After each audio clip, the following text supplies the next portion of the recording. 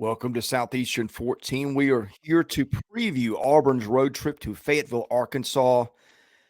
The Tigers are about 2.5-point underdogs, over under a 50.5, making for a predicted final of 27-24 in Arkansas's favor. Your numbers may vary just a little bit. I see -3 and 50 here. But anyway, you can see this on the SEC network at 3 Central. And boy, my man Blayne has got the analysis ready for us on this one. Oh, I'll wait till we get to the sides of the ball, but I just want to say that this is a interesting matchup because Chris, you saw Auburn in person last week. I think they're a good defensive ball club. I think they play with a lot of energy on that side of the ball. I think they're still figuring some things out offensively. You can say the same thing about Arkansas because they're a very good defensive team, an aggressive defensive team, in my opinion. Of course, Sam Pittman talks about the popping a cold beer. He said, I'm not promoting it, but I'll have a cold beer every once in a while is what he said. He likes to have one after a victory. I think that might have been a step up. That might have been more like a brown liquor victory for him than in the swamp because he really needed that one over there. And that was a big deal for Arkansas. So two teams that are got to be feeling pretty good about themselves coming in this week, and I'm excited to break down the matchup. Yes, ESPN's FPI has Auburn as a 2-point favorite. Team rankings, it's got Arkansas as a 2-point favorite. Team rankings has Arkansas as a 1-point favorite. Sagarin's got Arkansas as a 3-point favorite. SP Plus has got this as a pick 'em. I think it's got Arkansas by less than half a point if you want to be technical about it. So should be a close one, but I think it was kind of more interesting rather than just what the computers say, seeing how each team played last week. We'll get into that in just a minute, but a reminder, our show is presented by BetOnline. The last of major pro sports leagues is off and rolling. College basketball is ready to go this week as well. BetOnline remains your top spot for all your live betting action and contests. NFL, college football, UFC, NHL are in full swing. BetOnline is your number one source for wagering news, odds, trends, and predictions. All the hoops betting action, along with every sport available at your fingertips, with both desktop and mobile access at any time.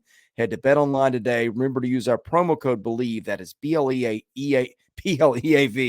for 50% off welcome bonus on your first deposit. BetOnline, where the game starts. Okay. Auburn is averaging just over 27 points a game. Arkansas giving up a little over 23. Auburn will run at 58% of the time, getting 5.4 per run play, 5.8 per pass play. Arkansas defense has been pretty good. Razorbacks have played a tough schedule and no help from their offense for the most part. They are allowing 4.5 a rush play, 6.6 a pass play, and forcing turnovers 2.3% of the time, which is a really good number.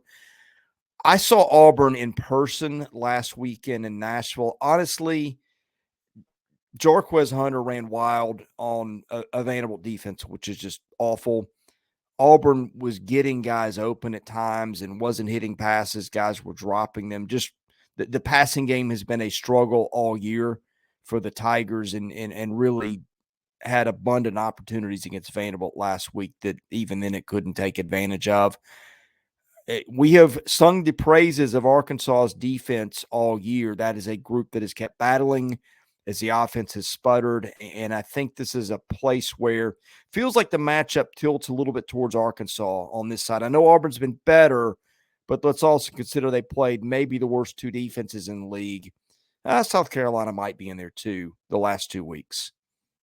Yeah, I mean, when you're talking about Auburn, though, I think that you do have to see that even though they did, like you said, have some inconsistencies throwing the football, you still have to say 17 of 27 for 194 for Peyton Thorne. That's a offensive explosion, Chris, compared to what they've have had in the passing game. So there is development there. To be fair, they have developed a little bit. I think Javarius Johnson has come on a little bit for them to go along with Rivaldo Fairweather. And of course, if they can run the football with Jarquez Hunter, Brian Batty, even Peyton Thorne taking off on his own sometimes. If Robbie Ashford gets mixed in there, that's always going to be kind of their bread and butter and their best weapon that they can go with. But this Arkansas team is very good up front. Landon Jackson and people like that, leading the way. So it's going to be interesting to see with Dwight McGlothern out there at corner. They at times were able to limit what Florida's offense was able to do. And Florida, I think, has much better receivers than Auburn does. So I think Arkansas is going to be able to have success early on defense, especially with the home crowd, the crowd noise, things like that. I'm not very concerned about Travis Williams' defense, but I do think there will be times in this game where they are so aggressive that Hugh Freeze and Philip Montgomery will scheme some things that'll catch them maybe out the back door on some run plays, things like that. But overall, I think that Arkansas can make it hard for Auburn to convert third downs on a consistent basis.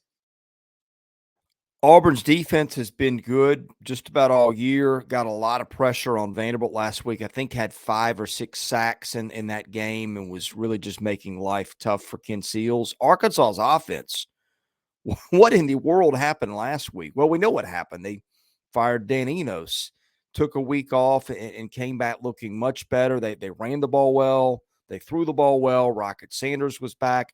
I've got a slew of numbers for Arkansas here. They mean nothing to me at this point because that offense we saw last week looked a lot better and looked completely unlike anything we have seen all year. And that win over Florida. Auburn is giving up just under 22 points a game. It is giving up 5.3 per snap, forcing turnovers 2.5% of the time. So while Arkansas has found some newfound success in both the running and passing game, got to be careful because this Auburn team got a little pressure last week and has been adept at forcing turnovers this season, Blayne. Yeah, the only time that Auburn has really been embarrassed defensively this year was against LSU, and LSU has done that to a lot of people. So Auburn has played a quality brand of defense. They did it against Georgia earlier this year. They played pretty well in that Ole Miss game, honestly. They did some good stuff. So I think that Auburn defense is going to be quite the challenge for this Arkansas offense. But here's my question, and it's on the graphic. What does the Arkansas offense look like? Because it's been absolutely abysmal before the firing of Dan Enos. Kenny Guyton comes out and then this burst of energy, right, Chris? Well, I got to thinking, okay, is this like when you have a very, very sick relative? You've known that they're going to die for a while, but then all of a sudden, like, they get this boost of energy and all of a sudden they start feeling great. And you're like, is Uncle Phil going to kick out of this thing? Is he going to be great? And nope, it's a term called terminal lucidity, Chris. I looked this up. What can happen days, hours, even minutes before a person's passing?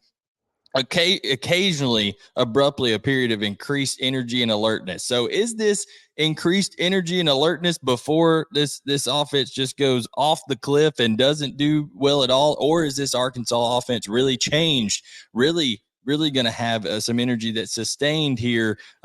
They were able to move the pocket, do some different things with the offensive line. They finally were able to run the football. I don't know how much that had to do with Florida's defense being really, really bad. It has gotten worse and worse over the season under Billy Napier over there. I think that Arkansas finally found a little bit of belief in a coach, and I think that can make players play a little bit harder because I think they were playing harder for not only Kenny Guyton, but they were playing for Sam Pittman because I think those players love Sam Pittman and they want to see him remain to be their head coach. So I think that's part of it. But is this a period of terminal lucidity where Arkansas just is getting a little burst of energy before they lay down and take the dirt nap for the season? Or is this Arkansas really, really changed on offense? I think it'll be kind of somewhere in the middle. I think you'll see Arkansas struggle at different points in this game against a much better defense against Auburn, but I also think you'll see them have their fair share of big plays. This is going to be a back and forth battle, Chris, that I'm really looking forward to seeing take place in Fayetteville this weekend. That took a morbid turn I didn't see coming a few minutes ago. Hey, you gotta throw the analogies in there, and you just gotta go what comes to mind, and that's what came to mind. Well, if Arkansas loses, it's death to bowl hopes for the Razorbacks in this one because they would be 3-6. If Auburn loses, it would be 5-4. Auburn wins, it is bowl eligible at that point.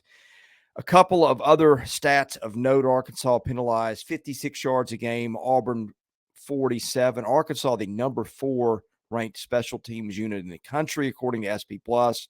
Auburn, a respectable 30.